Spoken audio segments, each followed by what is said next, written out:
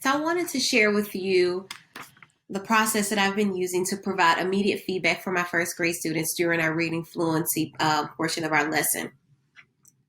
So very simple process, and I hope that you find something that is beneficial that you can use with your students as well. So the first thing that I do before we even begin reading is identify the strategy that I would like for them to use when they are decoding the words within the text. So for example, if we've been practicing using the strategy of stretching out those sounds in an unfamiliar word and then putting those sounds together to hear the word, I'm going to remind them of that before they begin reading. So step number one is identify the strategy you would like for them to use. Next up, I listen without interrupting while taking anecdotal notes. So it's very important that you give them an opportunity to use the strategies that you've taught them just to see what they're able to do independently and where they need more support. So listen without interrupting while taking your notes. Next up, you're going to have an opportunity to provide immediate feedback from your anecdotal notes using the sandwich method. And this is very important because when you're dealing with students, particularly younger students like I have, you want to make sure that you encourage them and let them know that they're doing a good job before you provide feedback to where, you don't want to discourage them from participating and reading aloud. You want to build their confidence. So I use the sandwich method to help do that.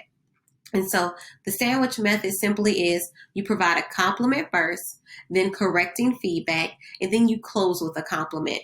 So I have two students who I would like to share the anecdotal notes and using the sandwich method so that you know what that sounds like. So if you want to implement this strategy, you know how to do it moving forward.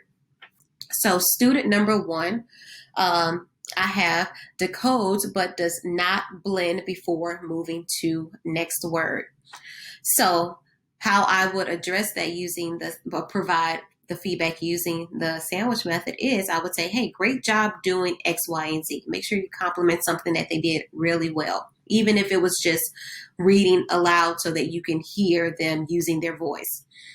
Then I would go on to say, using the correcting feedback, what I heard you say was, and give a specific example of what was observed.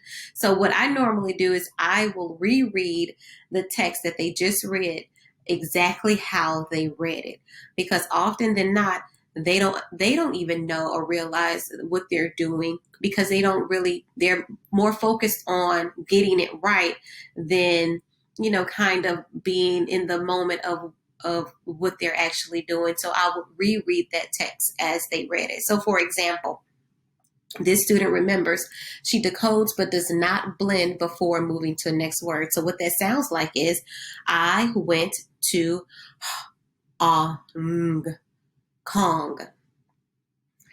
So I would then move on and say, what I would like you to try next time is, and here's where I'm going to say, before moving on to the next word, make sure the word that you sound out, you put those sounds together to read the whole word.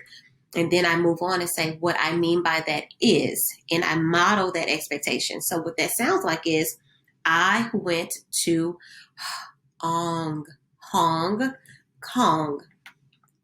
And so now the student realizes what they've done.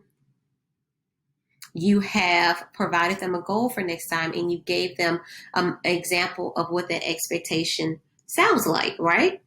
So now you close with another compliment. I really appreciate how hard you're working using the strategy that we've been practicing all week. Great job.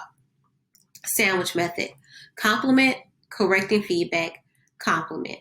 Let me give you one more example of the sandwich method. This student number 2, decodes but switches the sound when blending. So here's an example of what my feedback would be for that student. Hey, I like how you did X, Y, and Z. Find a compliment. It could be something simple. Just acknowledge that they're trying. My correcting feedback would sound like this. What I heard you say was, and give the specific example of what you observed.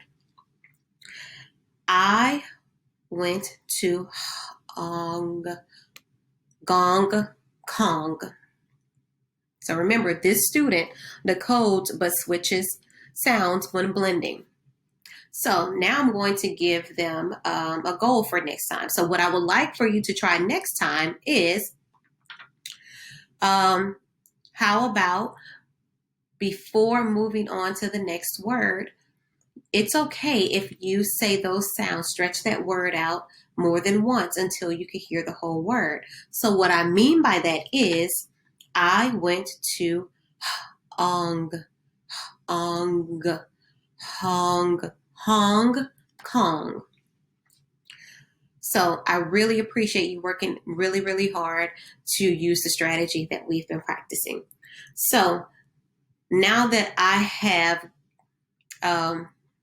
given them an example of what they've done, what I would like for them to work towards in order to correct it, and I have given them a modeled that expectation for them, now they are more aware of the improvements that they need to make for next time. And that's something that you can do one-on-one throughout your day if you want to pull them and have them model that for you if you don't have time within that small group time, or for the following day if you want to, prior to having them read. Hey, just remind them, hey, remember on yesterday, this is what we talked about. So I hope this has been helpful, and I hope that this works for you. And why don't you leave a comment below and let me know if you're going to try it, and let me know what your results are. Thanks so much.